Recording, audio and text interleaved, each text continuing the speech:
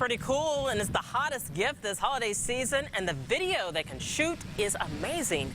Over 1 million drones were expected to sell for the holidays, but now, a day after Christmas and all those presents are unwrapped, there's a big warning out for people and their drones. Call 6 Investigates' Perry Slubell is working for you tonight to break down the rules and regulations and what it means for you.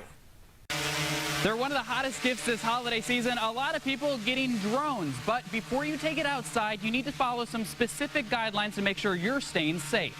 Make sure you're not going to get any warnings.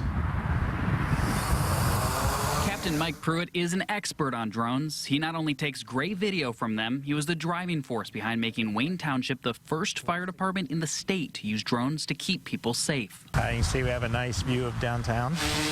Before you even take off, there are specific things and rules you need to know and follow to fly a drone. The first is registering your drone with the FAA.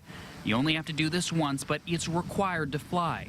Then it's time to do some research. Right now we have a warning that there's a heliport nearby. The FAA has created restrictions on when and where you can fly. And before you take off, you need to know what they are. Then start reading, read the directions, and learn exactly what your drone can do and can't. If you're starting out with a brand new drone or UAV, whatever terminology you'd like to use, go out somewhere where you're away from buildings, away from power lines, open field.